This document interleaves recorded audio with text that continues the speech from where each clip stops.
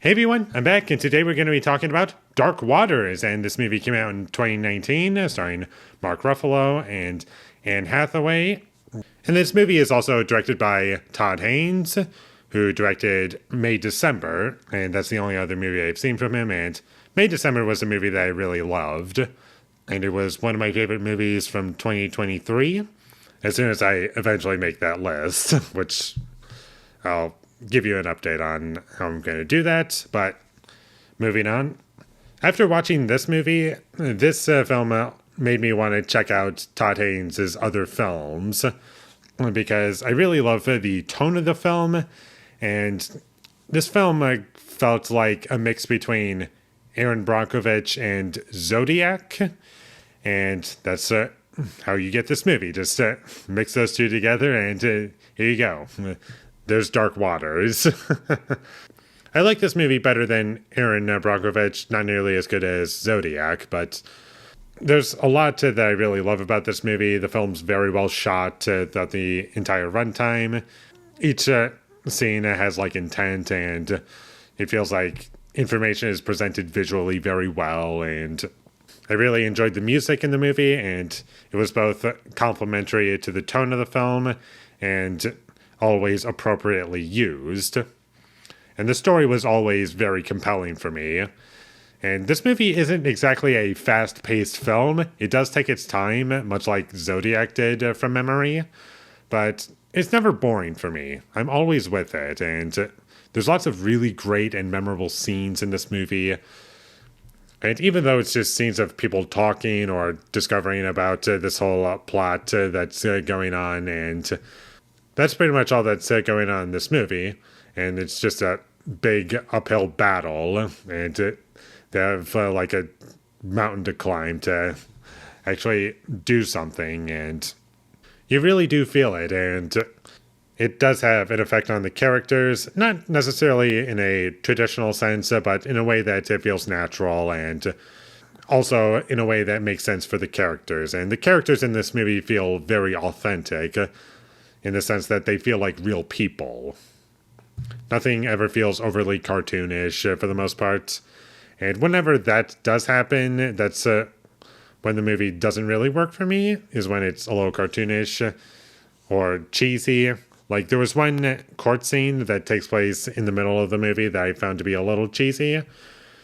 And there was also a scene involving a cow, and it kind of just went crazy, and it was just a big CG cow. And I know that it was only in the movie for like a minute, but the way that scene was handled, I felt could have been done better if they showed less of it. And also, one last criticism that I do have with this movie is that I personally can do without the opening scene, because it's not anything that, like, in the sense that if that scene never existed, we would be missing a lot of information. It's just information that we're eventually going to get, and kind of just spoils the mystery for people who don't know this story. And sure, going into the movie, you probably know what it's going to be about, but I feel as though for people who have no idea what the story is, it would have been a little bit better. And this movie is also like an emotional roller coaster in ways. Like, you're constantly being disturbed, and you don't feel safe, and there's a lot of things going on in this movie. And the movie goes over the course of like over a decade, like 15 years basically. A lot happens over that course of time, and the movie always tells you how much time has gone by, what year it is, so you don't lose track of how much time has gone by. And each different year there's something different going on, and it's always compelling.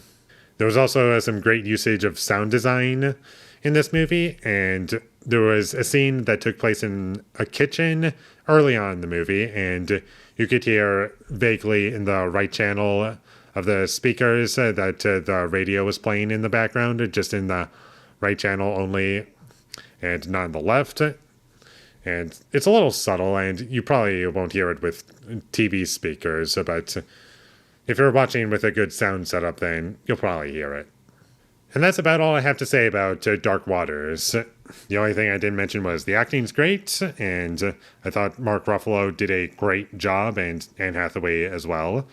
And no performance stood out to me as distracting or bad, and the characters are very well realized. The story is always compelling. The music's great and appropriately used and never overused. Like most of the movie, from memory, does not use music and just has characters talking to each other. And it just works a lot better in that sense. And it mostly uses music when there's no dialogue really in the scene or moment, whatever you want to say. I thought that was effective. So definitely check this movie out whenever you get the chance. And with all that being said, I'm going to give Dark Waters a 9 out of 10. Thank you for watching my videos as always. If you enjoyed this review, be sure to leave a like and comment down below what you thought of Dark Waters, and my social media links, they will all be in the description, so follow me there. And last but not least, subscribe to be a part of Foley Nation, and I'll see you when I get my next review up, and that is going to be for Koyaanisqatsi. So look forward to that, but until I get that up, thank you for watching and have a great day.